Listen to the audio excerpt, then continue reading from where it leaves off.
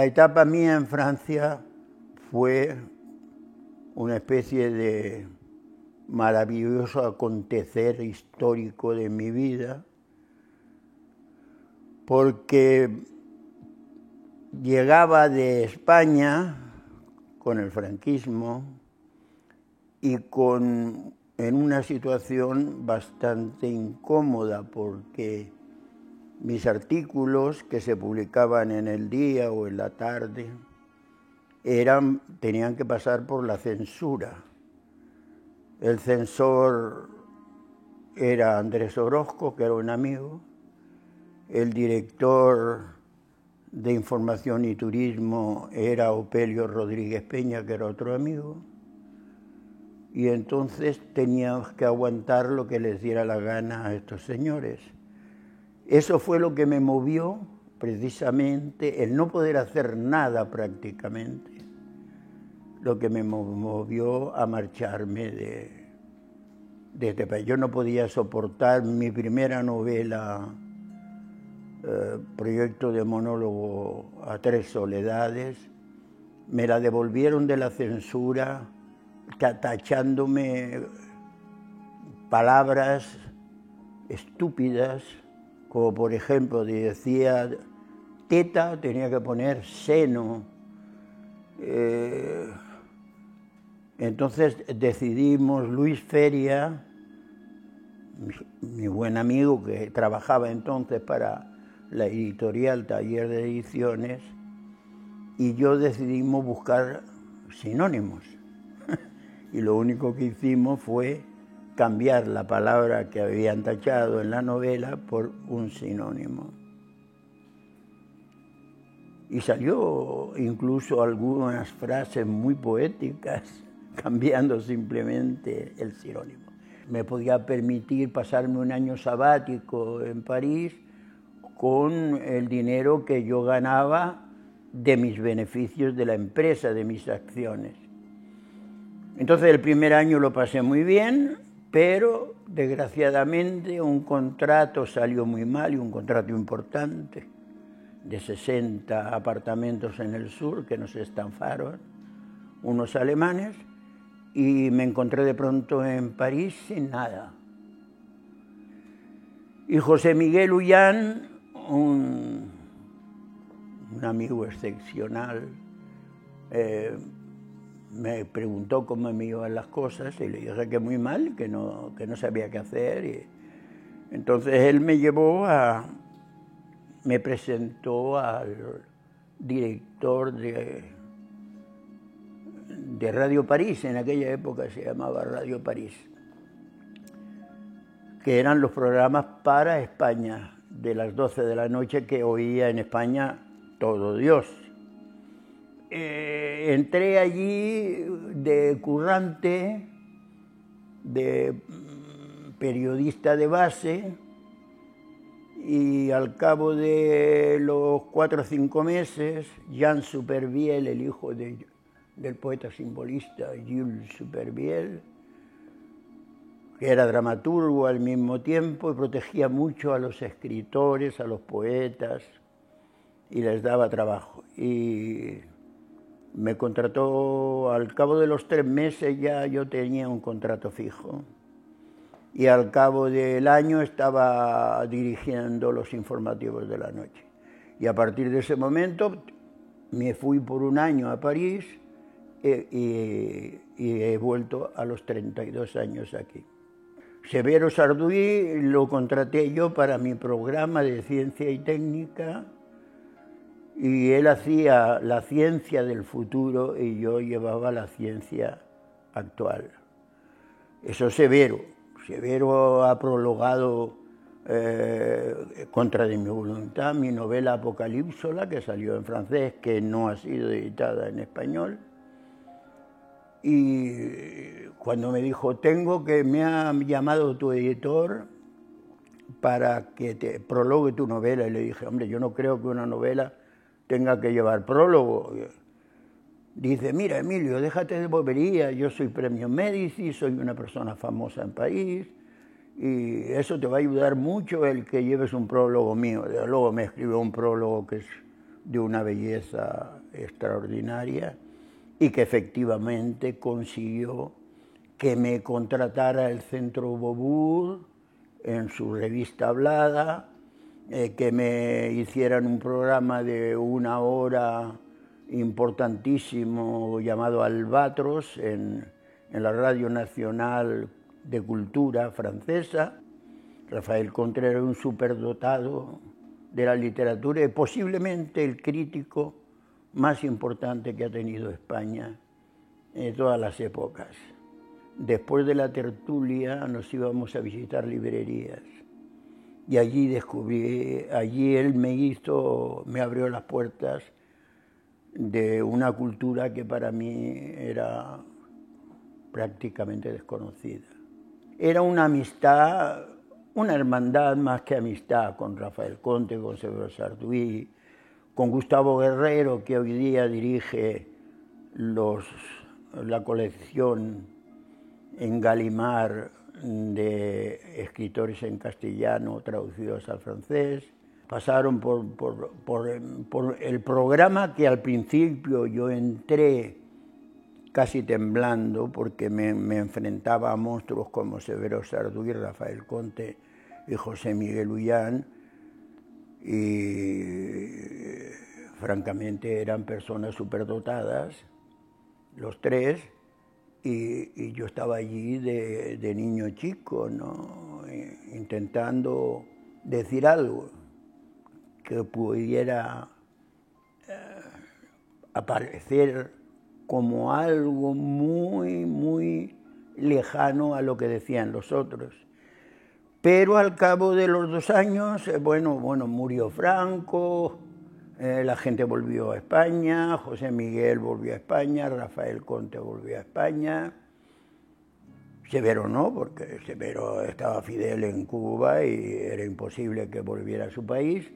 Y entonces yo me encontré con la dirección de los programas de literatura en debate y contraté a Gustavo Guerrero, que llegaba entonces a París a hacer su tesis doctoral.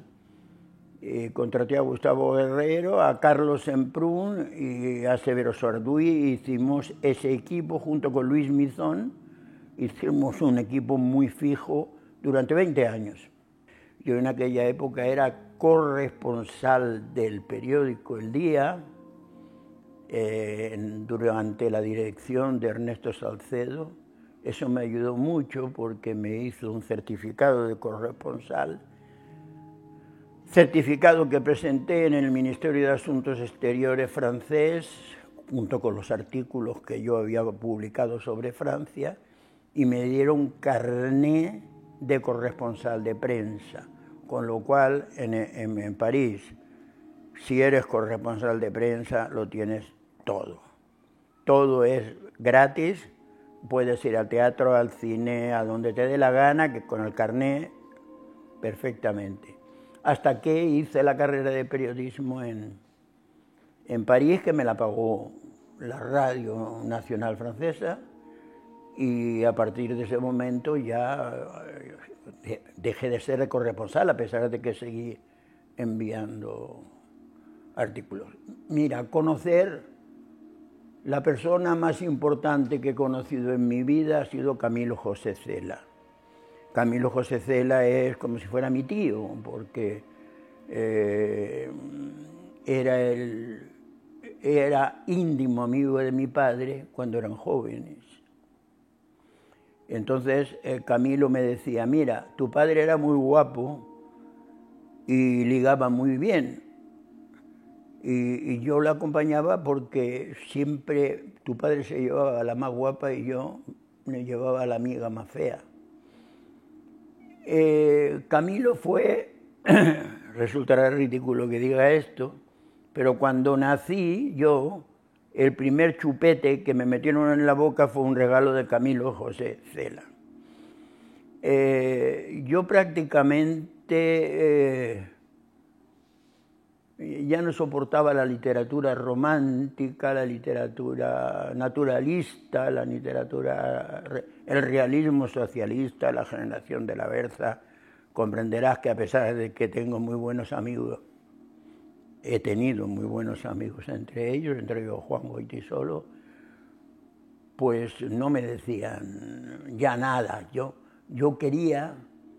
había entrado en contacto en París ya con miembros del Nouveau Roman, con Alain Robbe-Grillet, Nathalie Sarraute, Michel Butor, y sobre todo con mi maestro de maestros, junto con Joyce, que es Claude Simon.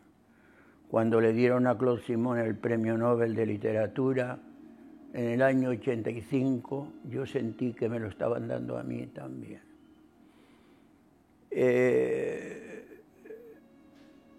Me parece que la situación política no tuvo nada que ver con el experimentalismo. Que ya hablar de literatura de vanguardia y de literatura experimental huele a naftalina, ¿no? Yo hablaría de literatura viva, de literatura, de novela personal, de novela de la conciencia. Yo hablaría más de eso, porque es la diferencia que estaba entre una literatura que contaba historias, que contaba aventuras, que decía lo que quería el autor, porque el autor era un predicador al mismo tiempo moral, exponía sus puntos de vista morales, etcétera, etcétera. A mí eso me aburría profundamente.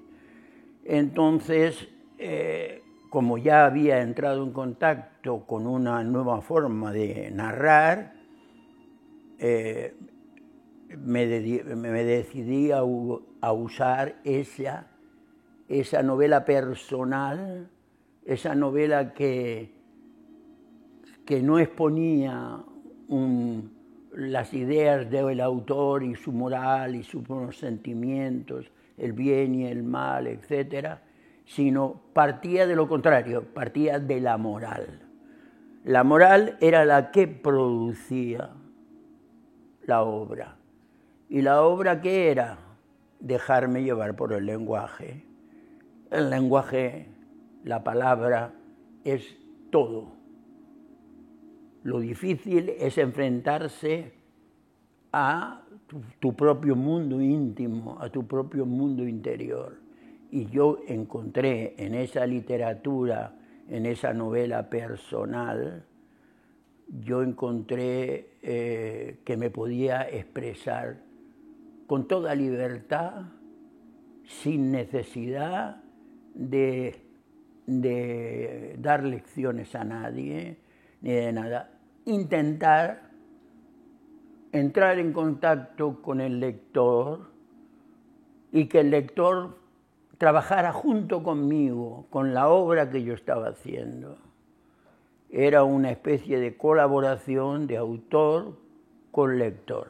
Yo creo que soy mucho más duro que Joyce, no tengo tanto talento, evidentemente, pero mucho más. Elegí un camino más allá, que es que no existía ni siquiera el autor, sino la voz del lenguaje del autor.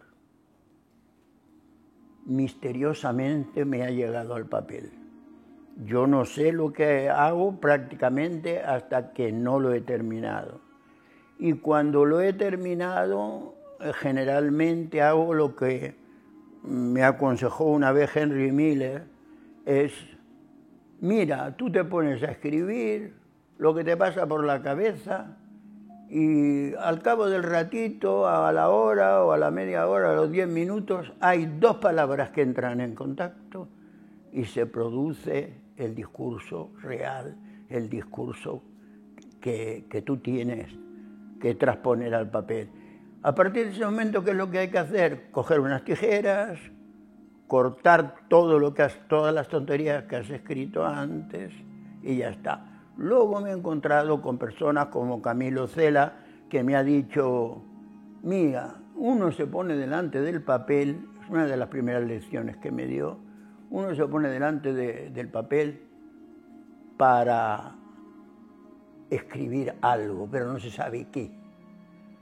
no sabemos qué. Entonces, ¿sabes lo que yo hago? Pues mira, yo escribo, y si sale con barbas, San Antón, y si no, la Purísima Concepción.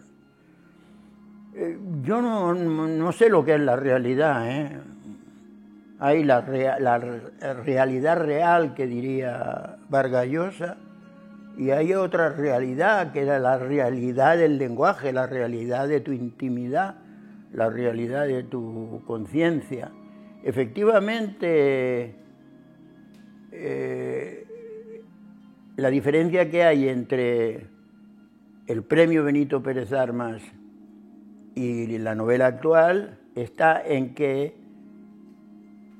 todos los personajes del premio Benito Pérez Armas, del Diario de la Peste, han vivido, han existido y los he retratado en la novela, pero no con nombres diferentes.